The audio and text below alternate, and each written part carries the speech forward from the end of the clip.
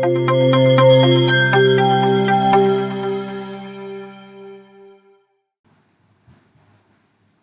Everyone, तो कैसे हैं आप सभी लोग। तो चलिए आज हम शुरू करते हैं क्लास 11 का first chapter evolution and fundamental of business. सबसे पहले अगर मैं बिजनेस स्टडीज को छोड़ के एक ह्यूमन एक्टिविटीज की बात करता हूँ, तो ह्यूमन एक्टिविटीज में देखो दो तरीके की एक्टिविटीज होती है, एक इकोनॉमिक और एक नॉन इकोनॉमिक। अगर मैं इकोनॉमिक एक्टिविटी की बात करता हूँ तो सबसे पहला आता है बिजनेस, और इसके बाद आता है हमारा प्रोफेशन, इसके बाद आता है एम्प्लॉयमेंट। फटाफट से बहुत जल्दी से टॉपिक से अगर मैं इसके आगे क्लियर करता हूँ तो बेटा जो बिजनेस है ना, बिजनेस का मतलब क्या होता है कि हम लोग किसी भी तरीके का धंधा कर रहे हैं। यानी अगर कोई भी व्यक्ति या कोई भी पर्सन कहीं से 10 रुपए का सामान लाता है और उसको 15 रुपए में बेच देता है, that is consider in a business. और अगर हम यहाँ पर प्रोफेशन की बात करते हैं तो प्रोफेशन क्या होता है? प्रोफेशन सिंपल सीधा एक वर्ड होता है जिसको हम प्रोफेशनल आदमी कहते हैं। Let's take an example, having a special knowledge of something. Let's take an example, अगर मैं किसी टीचर की बात करता हूँ तो कोई भी टीचर एक पर्टिकुलरली एक या दो सब्जेक्ट्स पढ़ाता है। ये नहीं कि एक टीचर फर्स्ट टू लेके 8th ग्रेजुएशन तक सारे सब्जेक्ट्स पढ़ाता है, वो प्रोफेशन में इंक्लूड नहीं होता। प्रोफेशन होता है कि स्पेसिफिक एरिया में वो person master, we can say that. जैसे अगर मैं डॉक्टर की भी बात करूँ तो डॉक्टर देखो कार्डियोलॉजिस्ट अलग होता है, गायनाकोलॉजिस्ट अलग होता है, तो वगैरह वगैरह, ये जो सारी चीज़ें ये हमारी प्रोफेशन में इंक्लूड होती है। इसके बाद हमारा आता है एम्प्लॉयमेंट। एम्प्लॉयमेंट के अंदर क्या होता है? बेसिकली एक बॉस और एम्प्लॉय का रिलेशनशिप होता है। यानी बॉस जो बोलेगा उस एम्प्लॉय को वो काम करना पड़ेगा। एक बहुत सिंपल सीधी यहाँ पर केस स्टडी की अगर मैं बात करूँ, इस प्रोफेशन में और इस एम्प्लॉयमेंट में केस स्टडीज क्या कहती है, जरा ये समझ लो। लेट्स टेक एन एग्जांपल, अगर कोई टीचर अपने इंस्टीट्यूट पर पढ़ाता है तो वो उसका प्रोफेशन है, पर अगर वही टीचर किसी स्कूल के अंडर पढ़ाता है तो वो उसका एम्प्लॉयमेंट है। एम आई राइट? चलिए आगे बढ़ते हैं। अब अगर मैं नॉन इकोनॉमिक एक्टिविटी की तरफ हूँ तो नॉन इकोनॉमिक एक्टिविटी में सबसे पहला पार्ट होता है रिलीजियस। रिलीजियस का होता है जैसे हम अपने धर्म के लिए कुछ भी काम करते हैं, वो सारी एक्टिविटी हमारी रिलीजियस एक्टिविटी में आ जाती है।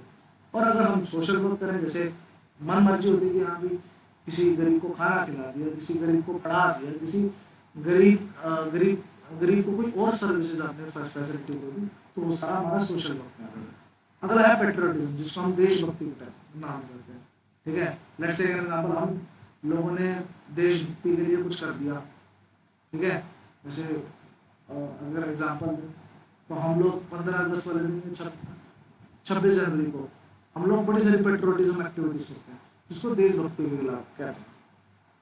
और पैटर्नल जो आपके मम्मी पापा जो आपको प्यार करते हैं, ठीक है, वो ये तो नहीं कहते ना कि हाँ भाई आज रात की रोटी के पैसे दे, ऐसा तो कुछ नहीं कहते ना। तो बेसिकली पैटर्नल होता है, यहाँ पर नॉन इकोनॉमिक एक्टिविटी में होती है। एक सिंपल सी अगर मैं बात करूँ तो इकोनॉमिक एक्टिविटी वो वाली एक्टिविटी होती है जिससे पैसे का मतलब होता है, यानी financial matter, financial matter consider, जिससे हमारा पैसे का मतलब है। और यही अगर मैं नॉन इकोनॉमिक एक्टिविटी की बात करता हूँ तो नॉन इकोनॉमिक का मतलब होता है सेटिस्फेक्शन, सेल्फ सेटिस्फेक्शन कंसिडर। ठीक है, सेल्फ सेटिस्फेक्शन। अब जैसे आपको अगर मम्मी पापा पढ़ा रहे हैं या खाना खिला रहे हैं, बेटा वो आपसे कुछ रिटर्न में कुछ मांग नहीं रहे, बस उनका अपना नेचुरल लव है जो वो आपको दिखा रहे हैं, that is paternal we can say. ठीक है, आगे बढ़ सकते हैं। अब सबसे पहले मैंने बताया ना, ऑब्जेक्टिव टू अर्न मनी, और यहाँ पर क्या होता है, getting objective of getting psychological satisfaction. मैंने बताया ना, सेल्फ सेटिस्फेक्शन चाहिए होता है। चलिए आगे बढ़ते हैं। अब अगर हम अगला टॉपिक की बात करें तो सबसे पहले बिजनेस क्या होता है। अगर मैं बिजनेस की बात करता हूँ तो बिजनेस बेसिकली क्या है? Business refers to that economic activity which is conducted on a regular basis.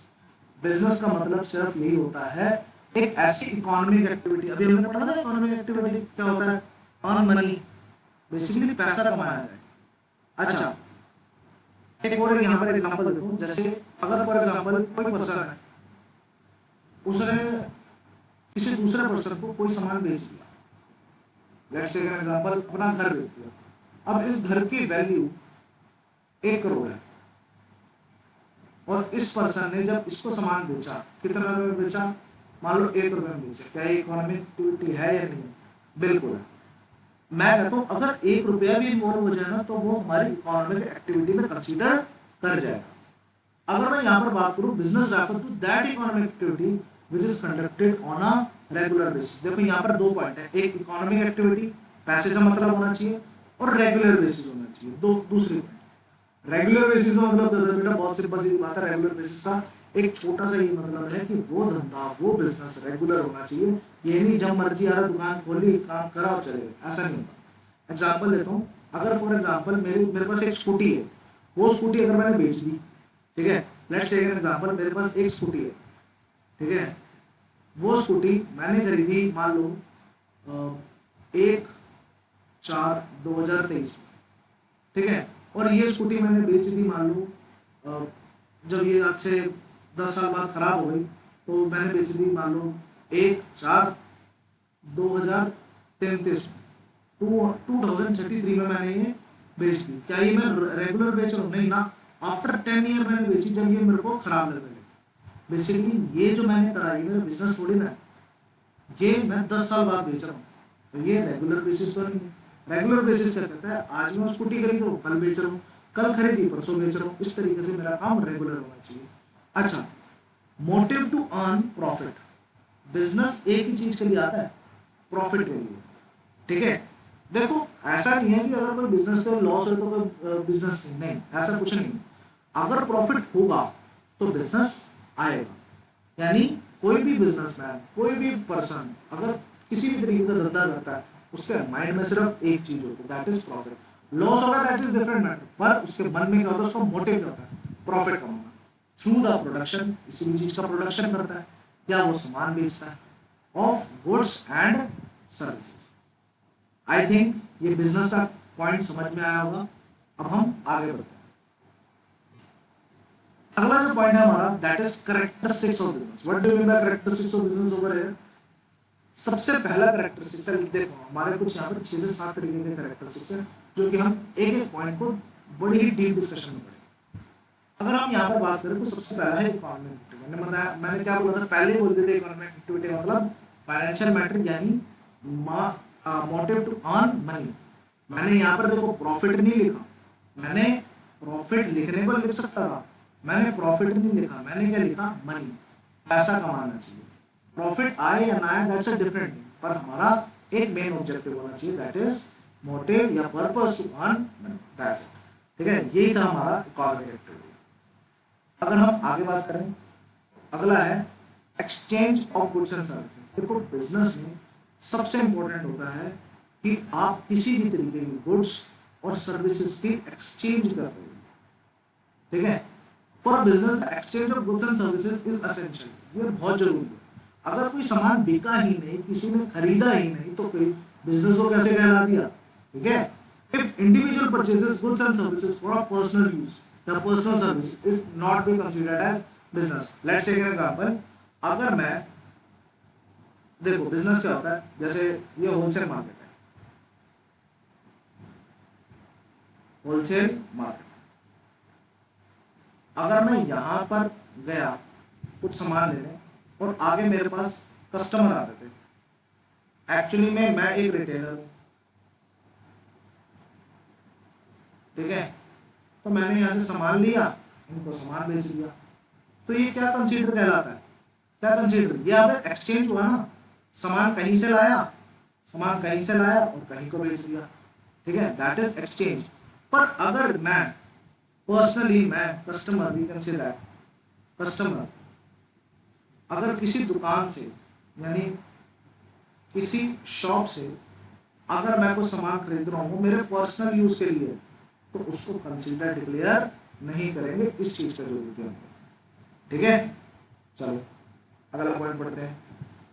Next point है रेगुलरिटी इन डीलिंग। मैंने क्या बोला बिजनेस में, पहले भी मैंने समझाया कि हमारा जो बिजनेस है वो रेगुलर होना चाहिए, यानी जो मेरा काम है वो रेगुलर बेसिस पे काम, ठीक है। यानी business is that economic activity which is done regularly. वो भी इकोनॉमिक एक्टिविटी है जो रेगुलर होती है, but if the activity is not regular it does not come under the business. अगर वो एक्टिविटी रेगुलर नहीं है तो वो बिजनेस के अंदर भी नहीं है।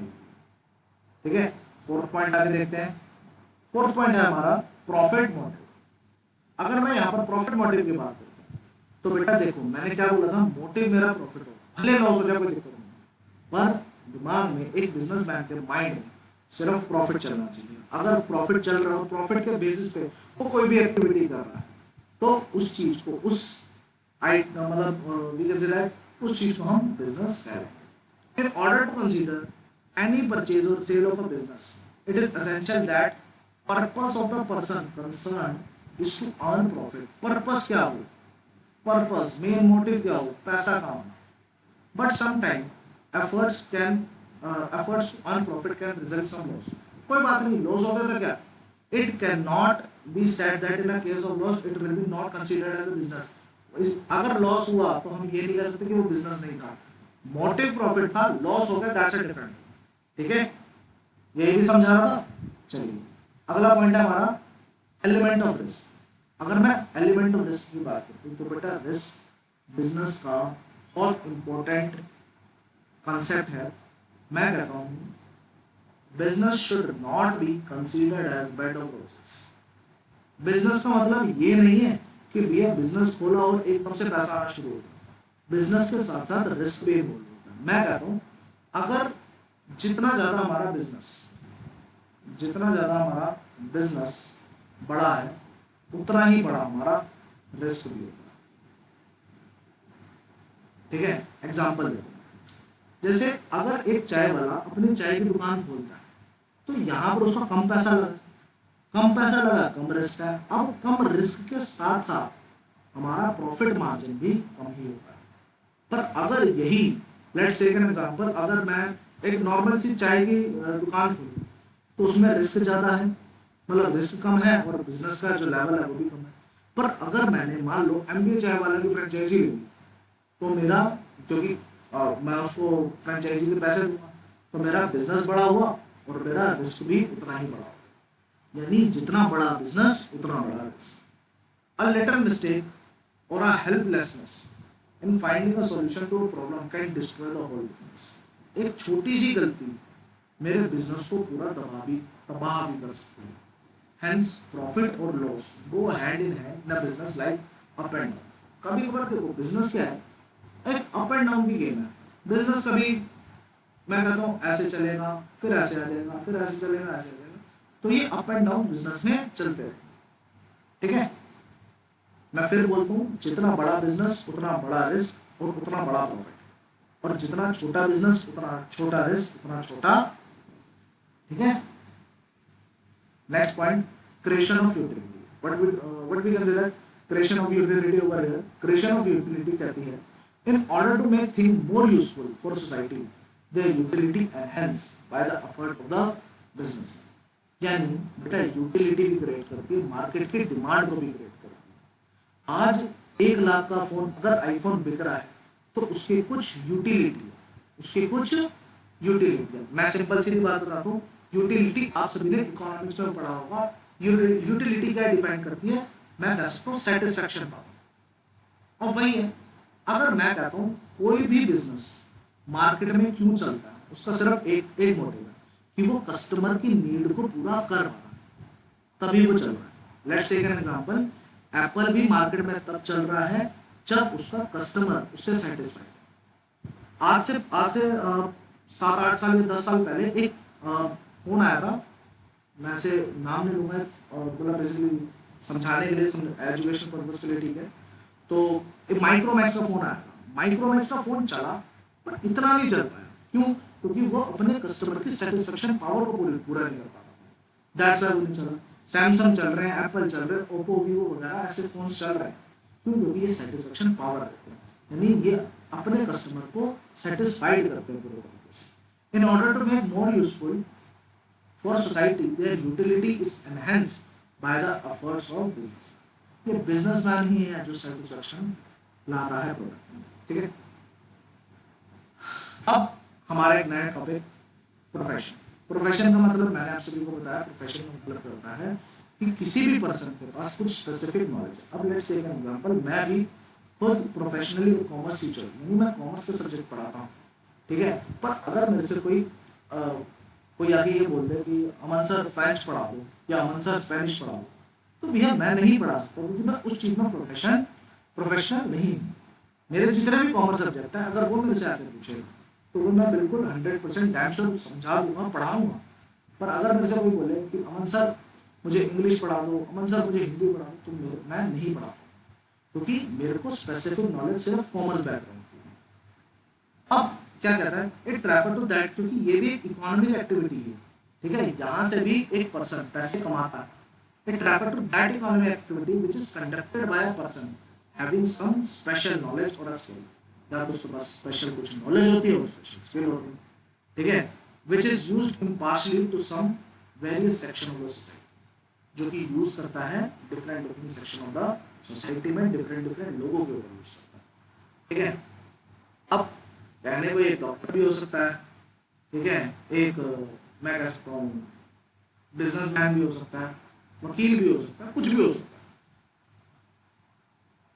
अगला है point employment. What do you mean by employment वाले? एम्प्लॉयमेंट का मतलब क्या है? एम्प्लॉयमेंट का मतलब है एक बॉस और एक एम्प्लॉय का रिलेशन, एक बॉस और एक एम्प्लॉय का रिलेशन। मैं कहता हूँ बॉस एम्प्लॉय के बिना अधूरा और एम्प्लॉय बॉस के बिना अधूरा, ठीक है। तो जब ये रिलेशनशिप बॉस और एम्प्लॉय के बीच में आती है तो उसको हम सभी लोग एम्प्लॉयमेंट कहते हैं, ठीक है। एम्प्लॉयमेंट का मतलब क्या है? जो बॉस ने बोला वो एम्प्लॉय को चुपचाप काम वो करना पड़ेगा एट द एंड, यानी we can say that at the end of the any term or at the end of any period employee को क्या मिल जाएगा? सैलरी मिल जाएगी, ठीक है।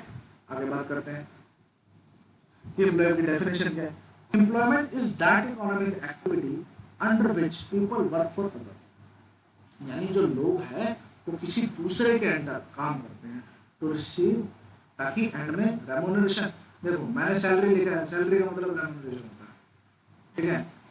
अभी के लिए इतना समझो, आगे फिर कभी और किसी दिन डिस्कस करेंगे कि रेम्यूनरेशन और सैलरी में क्या फर्क होता है, ठीक है। इन लियो देखो, जो भी उसने पूरा महीना काम करा उसको एट द एंड में या एट द बिगिनिंग में उसको रेम्यूनरेशन मिल जाती है, ठीक है।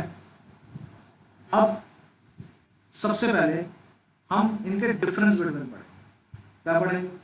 डिफरेंस बिटवीन, ठीक है। बहुत इंपॉर्टेंट पॉइंट है डिफरेंस बिटवीन क्या है। अगर ये आपने डिफरेंस बिटवीन पढ़ लिया तो लगभग आज की क्लास का सारा क्रक्स आपने यहीं पर ही पढ़ लिया, ठीक है। अगर मैं सबसे पहले कमेंसमेंट की बात करता हूँ कि स्टार्ट कैसे होता है। स्टार्ट कुछ लीगल फॉर्मेलिटीज अगर कभी कभार करनी है, यहाँ पर भी एक सर्टिफिकेशन होना चाहिए किसी भी पर्सन के पास।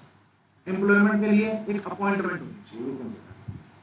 यहाँ पर जैसे फॉर एग्जांपल किसी ने दुकान खोली है, तो दुकान के लिए जैसे खाने पीने की दुकान खोली है, तो खाने पीने की दुकान के लिए उसको एफटीओ से सर्टिफिकेट लेना पड़ेगा, एफएसएसएआई से सर्टिफिकेशन लेना पड़ेगा, तभी वो पर्सन दुकान खोलता है। अगर लीगल फॉर्मेलिटीज है अगर उसको आप फॉलो हो रही है तभी वो खोलेगा। प्रोफेशन के लिए लेट्स से एक एग्जांपल, कोई डॉक्टर ने क्लिनिक खोला तो उसके पास, डॉक्टर के पास कम से कम एमबीबीएस या मैं कह सकता हूँ बीएचएमएस की डिग्री होनी चाहिए, ठीक है, या कोई भी अदर डॉक्टरेट की डिग्री होनी चाहिए, ठीक है, तभी वो खोल सकता है अपना क्लिनिक। एम्प्लॉयमेंट में बेसिकली मुझे एक अपॉइंटमेंट लेटर चाहिए किसी के अंडर वर्क करने के लिए, दैट्स। अगर मैं नेचर ऑफ वर्क की बात करूँ तो प्रोडक्शन ऑफ अ थिंग और सर्विसेज, बाइंग एंड सेलिंग। यहाँ पर मेन चीज क्या जरूरी है? सामान को खरीदना या बेचना। यहाँ पर पर्सनल सर्विस एक स्पेशलिस्ट आता है, ठीक है, जो कि उस पर्टिकुलर कंसर्ननेस को दूर करता है। Work allotted by the employer, जो एम्प्लॉयर यानी जो मालिक यानी जो बॉस बोलेगा वो करना पड़ेगा, ठीक है। यहाँ पर इन्वेस्टमेंट की बात करूँ तो हाँ, बिजनेस में कैपिटल की नीड है जनरली। प्रोफेशन की बात करूँ जनरली कम कैपिटल की नीड है, और यहाँ पर एम्प्लॉयमेंट के लिए कोई कैपिटल की नीड नहीं है। मैंने क्या बोला था? कैपिटल की नीड है तो रिस्क भी हाई है। यहाँ पर एक रिस्क मॉडरेट है और यहाँ पर कोई भी रिस्क नहीं, ठीक है। अगर क्वालिफिकेशन की बात करूँ तो बेटा धंधे करने के लिए कोई क्वालिफिकेशन की जरूरत नहीं है। इतने सारे बिजनेस टाइकून सिर्फ 10वीं पास होते हैं, ठीक है, क्योंकि उनको धंधे करने की कोई डिग्री की जरूरत नहीं है। अगर मैं प्रोफेशन की बात करूँ तो प्रोफेशन में एक डिग्री फॉर्मल क्वालिफिकेशन होती है, ठीक है। अगर एम्प्लॉयमेंट की बात करूँ तो यहाँ पर भी होती है पर ये ज़्यादा जरूरी नहीं है। हाँ, मैं कहता हूँ एमबीए है कोई पर्सन कहीं किसी अंडर लगा तो मैं कहता हूँ एक तरीके से जरूरी है, पर नेसेसरी नहीं, ठीक है। अगर मैं ऑब्जेक्टिव की बात करता हूँ, यहाँ पर मेनली ऑब्जेक्टिव होता है अर्न प्रॉफिट, ठीक है। यहाँ पर प्रॉफिट के साथ साथ सर्विसेज भी देना जरूरी है, ठीक है। और यहाँ पर सिर्फ इनकम से मतलब होता है, काम जैसे मर्जी हो।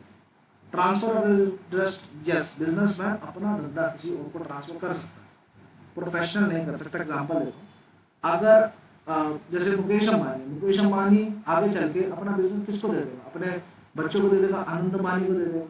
पर अगर मैं किसी भी प्रोफेशन की बात करूँ, तो मैं प्रोफेशन किसी को ट्रांसफर नहीं कर सकता। लेट्स टेक एन एग्जांपल, जो सब्जेक्ट मैं पढ़ा रहा हूँ, मुझे नहीं पता कल को जो मेरे बच्चे होंगे वो भी अकाउंट्स बीएसटी वगैरह पढ़ाएंगे, हो सकता है कुछ और पढ़ाएं। तो यहाँ पर मेरा प्रोफेशनलिज्म नहीं जा रहा, ठीक है। तो यहाँ पर मैं अपना इंटरेस्ट किसी और को नहीं दे सकता। वैसे एम्प्लॉय भी अपना इंटरेस्ट किसी को नहीं दे सकता, ठीक है। एफिशिएंसी, यहाँ पर एफिशिएंसी किस लिए काम करते हैं, बेसिकली प्रॉफिट कमाने के लिए, क्वालिटी ऑफ सर्विसेज के लिए और डेडिकेशन के लिए। बेसिकली ये उनकी एफिशिएंसी होती है किसी भी काम के प्रति। कोड ऑफ कंडक्ट, यहाँ पर कोई कोड ऑफ कंडक्ट नहीं होता, पर हाँ प्रोफेशन में कोड ऑफ कंडक्ट होता है। जैसे आप देखते हैं ना, code of conduct, we can say एक छोटी सी बात करो, लॉयर्स होते हैं, तो लॉयर्स का क्या होता है, कोड ऑफ कंडक्ट की काला कोड उनका, मैं कहता हूँ कोड ऑफ कंडक्ट, ठीक है। और डॉक्टर्स का वाइट कोट, ये उनका कोड ऑफ कंडक्ट, ठीक है। और देयर इज अ कॉन्ट्रैक्ट, यहाँ पर एक कॉन्ट्रैक्ट होता है कोड ऑफ कंडक्ट कि हाँ भाई इतने लिमिट तक ही करना है। मतलब एक कोड ऑफ कंडक्ट काम करने का जरिया होता है बेसिकली, ठीक है, काम करना कैसे, ठीक है। चलिए आगे बढ़ते हैं। अब यहाँ पर हम लोग इस टॉपिक को यहीं पर ही खत्म करते हैं। आई थिंक ये वीडियो आपको पसंद आई होगी, ठीक है। नेक्स्ट वीडियो यानी नेक्स्ट पार्ट इस वीडियो का बहुत जल्दी अपलोड कर दूंगा। Hope you like the video, thank you.